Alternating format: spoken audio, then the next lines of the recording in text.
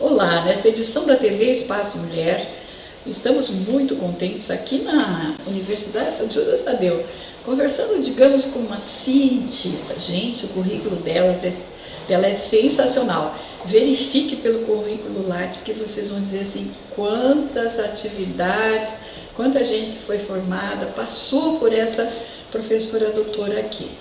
Hoje a entrevista, então, é com a professora doutora Priscila Larcher Longo. Ela vai cumprimentar você e depois ela vai contar para nós como que ela está nesta atividade econômica. Olá, tudo bem? É um prazer estar aqui com vocês. Vamos conversar sobre ciência de um jeito fácil, que a gente consiga entender como a ciência está na nossa vida. Doutora, conte para nós assim, como foi essa sua primeira formação acadêmica e por qual motivo foi escolher o estudo de doenças e soluções a partir da flora intestinal. Bom, eu sou bióloga, acho que eu sempre fui bióloga desde criança. Eu era aquela menininha que pegava bicho no jardim, arrancava uma patinha aqui, fazia um experimento ali, sempre muito curiosa. Perguntava muito em aula de ciência, sempre o porquê das coisas. E durante a faculdade me encantou esse mundo da microbiologia, ou seja, das bactérias, dos vírus, dos seres que a gente não consegue enxergar, mas que modificam a nossa vida, que estão o tempo todo em contato com a gente. Doutora, a sua palestra hoje, digamos assim, a sua entrevista, né? A sua aula, até mesmo, vamos lá, gente, vamos ser justos, tá? Ela está direcionada para quais fases da vida? Serve desde a gestação até a terceira idade? Como que a senhora pode explicar em que momentos a senhora vai estar introduzindo a informação? Bom, hoje atualmente eu estudo envelhecimento, mas na verdade quando a gente fala desses micro-organismos, então desses seres que a gente não enxerga, mas que estão no nosso corpo, a gente tem que pensar que eles estão em contato com o nosso corpo o tempo todo, desde antes do nascimento. Então, desde que uma mulher está gestando, ela já vai passando micro-organismos para essa criança. O tipo de parto que essa criança teve, então se foi um parto natural, se foi um parto cesáreo, já vai direcionando quais bactérias vão colonizar esse recém-nascido, se essa criança vai ser amamentada pela mãe, se ela vai tomar algum suplemento, se essa criança então tomou antibiótico na primeira infância, se ela ficou internada. Tudo isso vai modulando e modificando os micro-organismos que um adulto tem.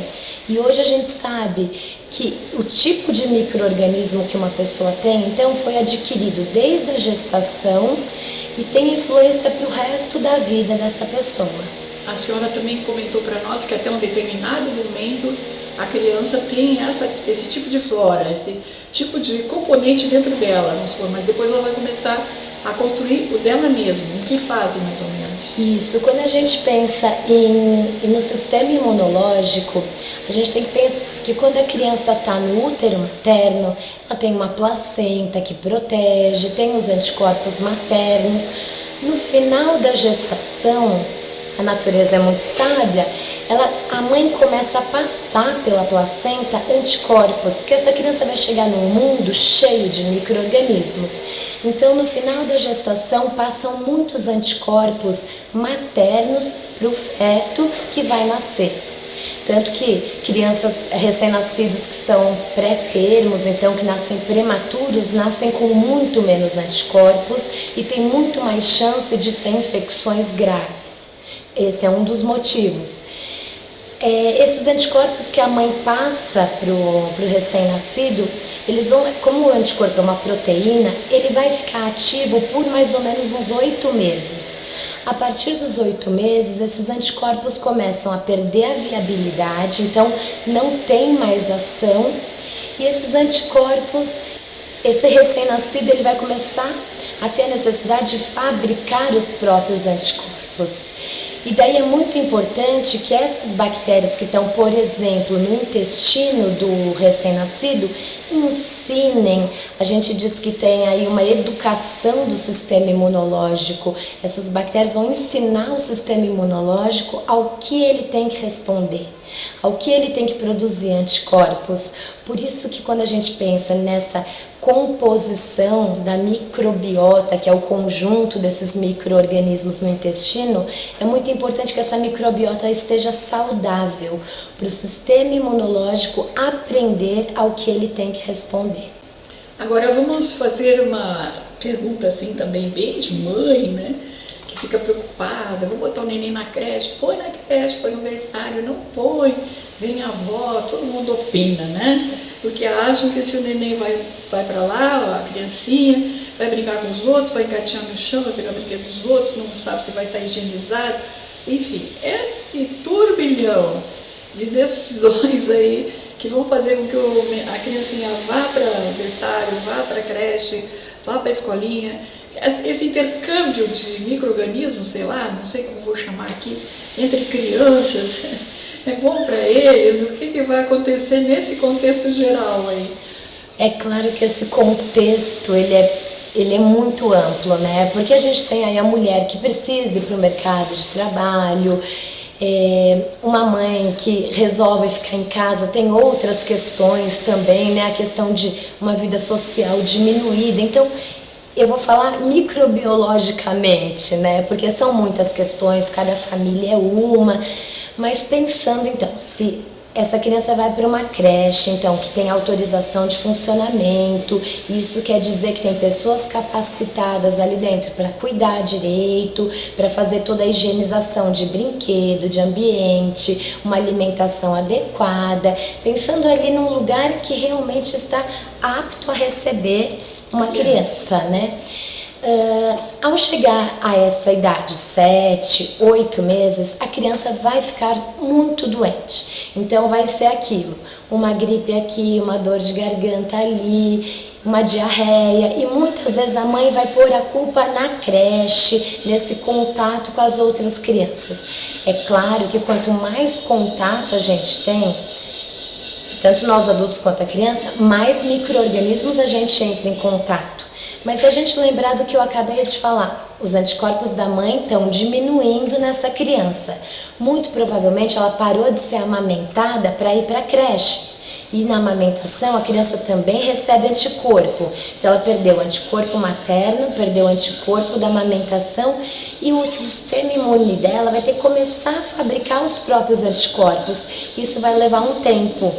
Mas aí a gente tem um órgão imunológico que está ao nosso favor, ele chama timo, ele é um órgão imunológico que fica próximo ao coração e ele cresce até os 7 anos de idade. Então esse timo, ele faz a maturação de linfócitos chamados linfócito T. Os linfócitos T são extremamente importantes para o funcionamento do nosso sistema imune de forma adequada. Só para vocês terem uma ideia, o vírus HIV, por exemplo, que provoca AIDS, ele pega no linfócito TCD4 e pegando nesse linfócito, o sistema imune da pessoa inteiro fica desorganizado. Então, voltando lá para o timo da criança, ela tem um timo grande, um timo que está muito propenso a responder. Então, realmente, essa criança vai entrar em contato com muitos micro-organismos de diversas casas, porque cada criança vai trazer o seu, da sua família, da sua região. Só que a criança, ela vai criando memória imunológica para esses micro-organismos. E isso é extremamente importante, porque a partir dos 7 anos, esse timo vai diminuindo essa capacidade, só que essa criança já guardou uma memória imunológica. Isso quer dizer que ele vai ser um adulto com muita memória, com muita capacidade de responder a muitos micro-organismos. Bom, professora, decididamente a senhora deu a maior explicação que a gente precisa da nossa humanidade. Agora, nós temos que entender algo que a senhora também é uma especialista, nós escutamos muitas vezes assim, propagandas, enfim, mas como a senhora conceitua e de forma simples para o nosso entendimento de leigos, né? A senhora é uma cientista, nós não somos. O que é o probiótico prebiótico e simbiótico. Bom, então falando daqueles micro-organismos que estão lá no nosso intestino e são bastante importantes para a criança, para o adulto, para o idoso, o probiótico é uma preparação de micro-organismos benéficos para essa microbiota intestinal. Então vamos pensar, acho que todo mundo conhece leite fermentado com micro-organismos, ou um queijo, ou um iogurte que tem micro-organismos vivos. Esse tipo de produto é um probiótico, ele tem um monte de bactéria viva, em grande quantidade mesmo. Se vocês pegarem a embalagem e olhar, tem milhares e milhares de bactérias vivas. Essas bactérias, elas ultrapassam a acidez estomacal e chegam até o intestino vivas. E no intestino, elas vão ajudar o trânsito intestinal, a absorção de nutrientes. Esse é um probiótico. Um pré-biótico já são, por exemplo, fibras alimentares que essas bactérias utilizam. Então a gente tem bactérias no nosso intestino que precisam se alimentar, elas são seres vivos. E elas usam fibras, por exemplo, aveia, fibra de vegetais, espinafre, couve. Fibras de vegetais são muito interessantes como pré-biótico. Então você não precisa muitas vezes tomar o probiótico, que seria esse produto fermentado cheio de bactérias. Você pode comer alimentos que contêm pré-biótico e você vai estar estimulando as suas bactérias que, entre aspas, essas bactérias do bem que colaboram para a sua saúde. Já os produtos simbióticos são aqueles que combinam probiótico, que são os micro-organismos, com essas fibras ou alguns açúcares como a frutose oligosacarídeo, o FOS, o chamado FOS. Tem muitos produtos hoje que você vê escrito FOS. Isso é um pré-biótico. E o simbiótico, então, é essa combinação entre o probiótico e o pré-biótico. Ele também é encontrado, no caso, na alimentação, desde que somado a determinados tipos de alimentos. Sim, sempre tem que estar indicado se é um alimento probiótico, porque ele tem bactérias que fazem bem. Ok. Agora, vamos pensar assim, quando a pessoa tem a carência do probiótico, quais são as consequências que isso vai trazer nos organismos? Não sei se tem diferença entre homem e mulher, criança, adulto, idoso, aí já... A gente tem que pensar que a gente tem uma microbiota, então esse conjunto de micro-organismos, cada pessoa tem a sua, na boca, no olho, na pele, na microbiota vaginal, na microbiota intestinal. Então, pensando em mulheres, por exemplo, a microbiota vaginal. Quando a gente tem um problema de microbiota vaginal, uma disbiose, que chama um desbalanço, a mulher começa a tomar um anticoncepcional, começa a gestar e muda o hormônio, começa a tomar um contraceptivo hormonal. Isso vai mudar as bactérias que estavam nessa microbiota vaginal. Maior chance de ter, por exemplo, uma candidíase, porque tem esse desbalanço. Então, muitas vezes, a gente está com um desbalanço nessa microbiota. E aí os probióticos entram para balancear. Muitas vezes a gente toma um antibiótico, por exemplo, e começa a ficar com diarreia. E aí o médico pede para, junto com o antibiótico, tomar um repositor de flora intestinal, que eu vou dizer que é um repositor de microbiota intestinal.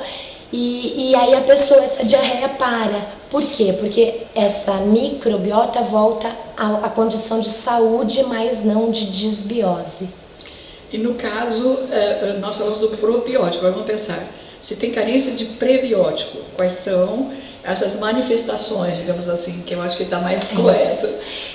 Uma carência de pré-biótico, então uma carência aí de vegetais, de fibra, de água, desses açúcares que essas bactérias conseguem utilizar. Como essas bactérias, elas auxiliam no trânsito intestinal. Já tem trabalho mostrando que essas bactérias intestinais estão associadas à pressão arterial, estão associadas à demência, Toda a função cognitiva, por exemplo, no idoso, tem alguns trabalhos mostrando que dependendo dessa microbiota, esse idoso tem maior ou menor comprometimento cognitivo.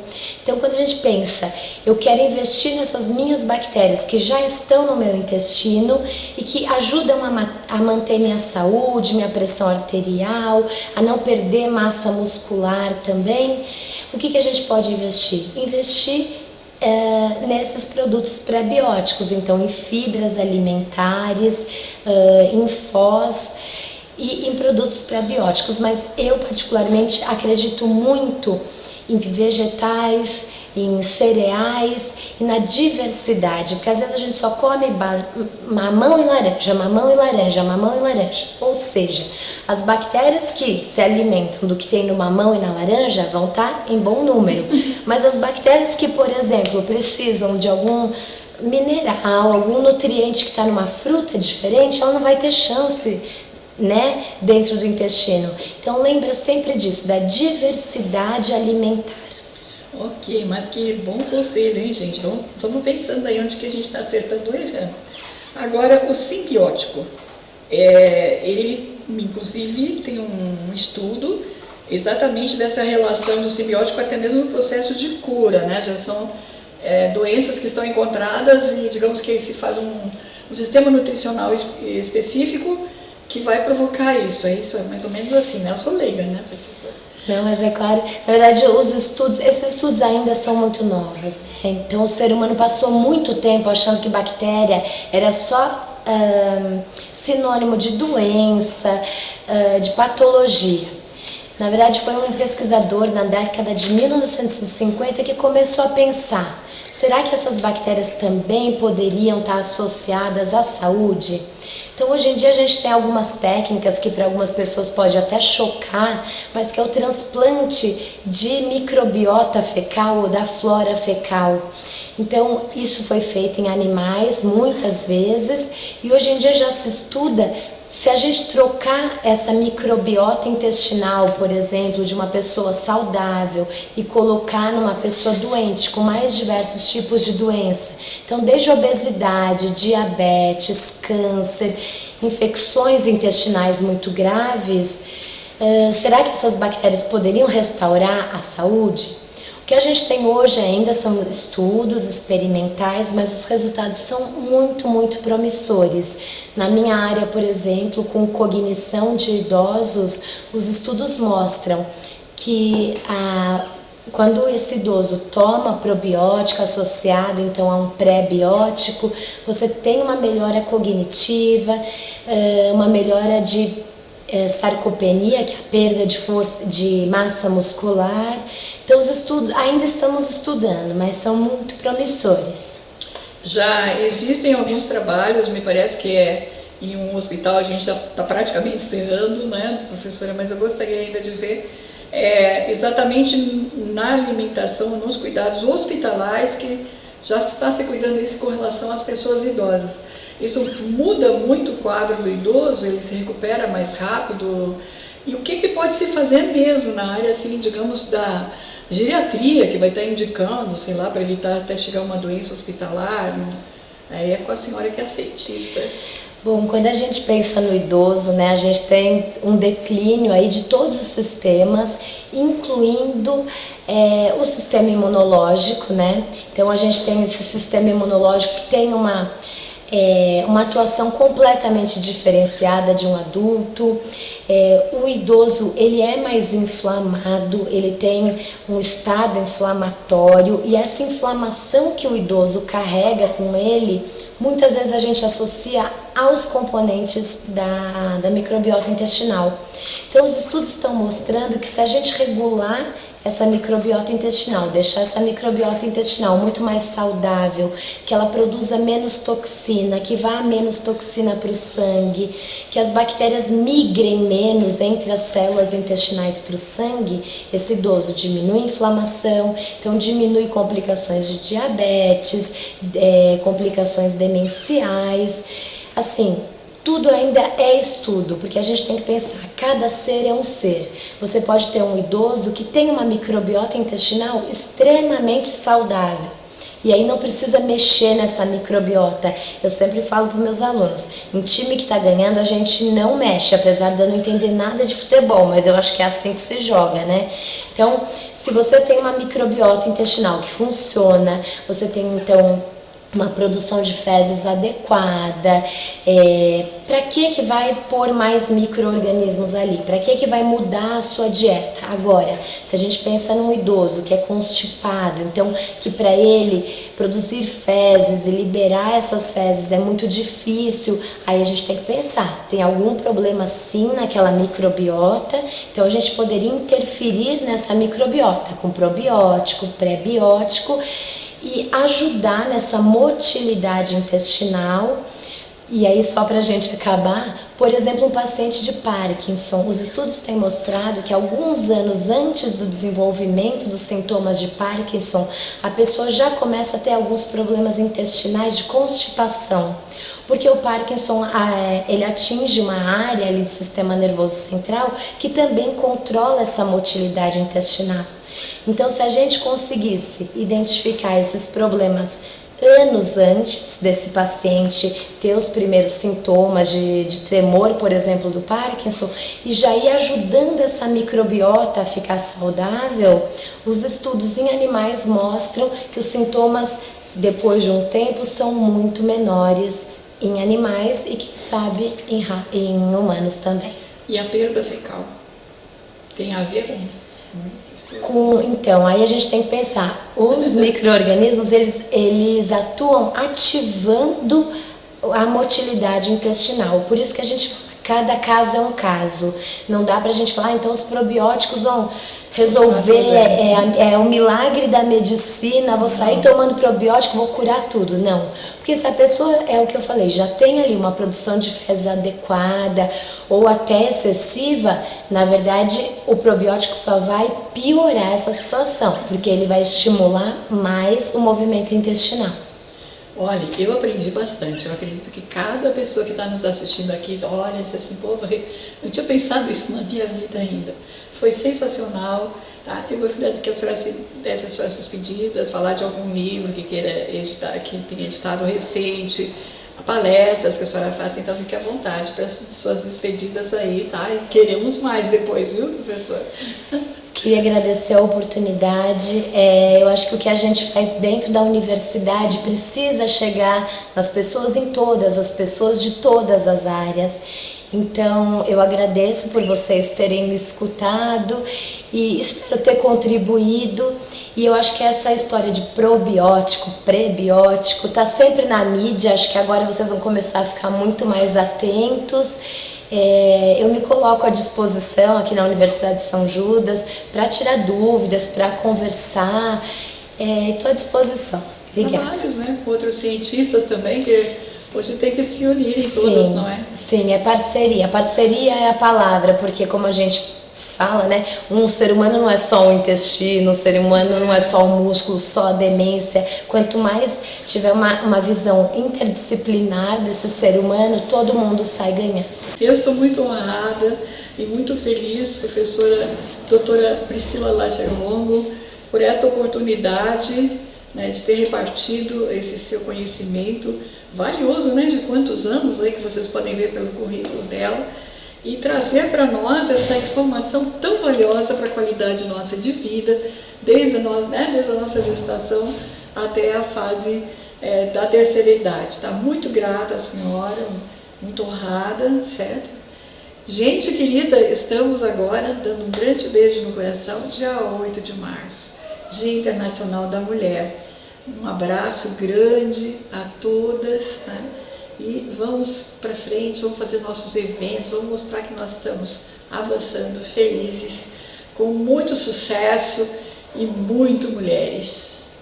Feliz ano 2020, vamos fazer um desse aí poderoso para nós, comemorar o Dia Internacional da Mulher como nunca. Um beijo no coração, até lá.